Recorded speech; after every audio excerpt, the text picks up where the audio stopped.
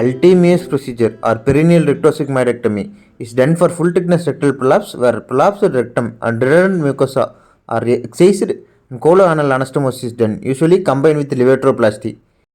Consider this as a rectal prolapse model with anal opening and prolapsed rectal segment.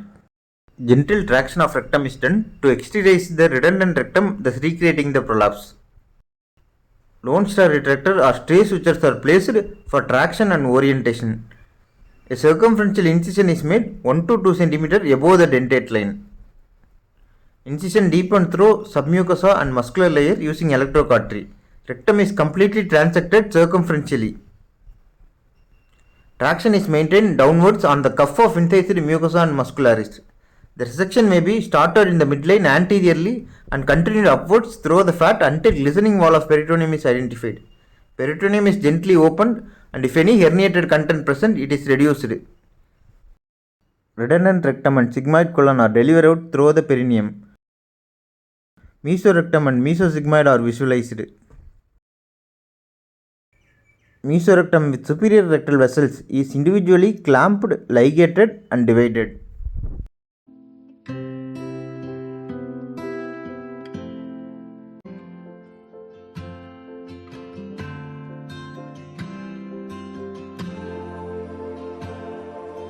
Ensure adequate hemostasis in the cut edges. Vessels in the mesosigmoid are clamped, ligated and divided. Alternatively, energy devices like diathermy, vessel sealer or harmonic scalpel is used. Indications of Altemiere's procedure includes complete full thickness rectal prolapse, elderly patients and patients unfit for abdominal surgeries, strangulated or ulcerated prolapse presenting as emergency. Its advantages includes less physiological stress, suitable for high risk and elderly patients. The disadvantages are high recurrence rate of 12 to 24% when compared with abdominal procedures and not ideal for young patients.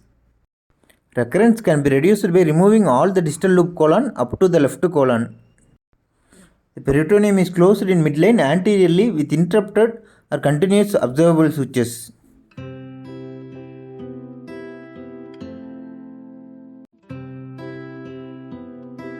Posterior levatroplasty effectively reconstructs the anorectal angle and tightens the pelvic floor diaphragm.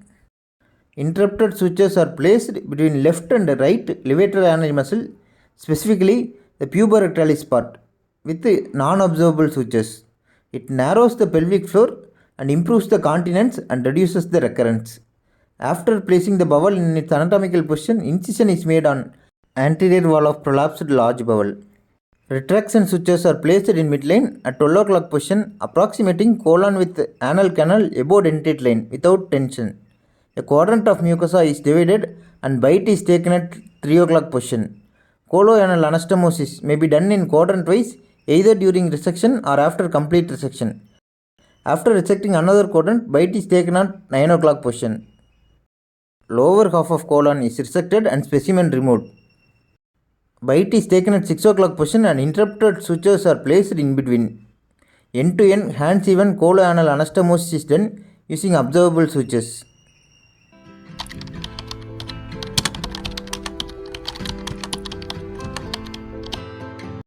After completing the sutures, suture in 4 sides are tied to complete the coloanal anastomosis.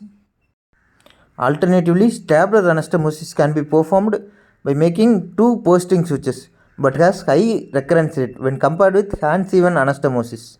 Ensure adequate hemostasis and viability of bowel is checked and no tension in anastomosis.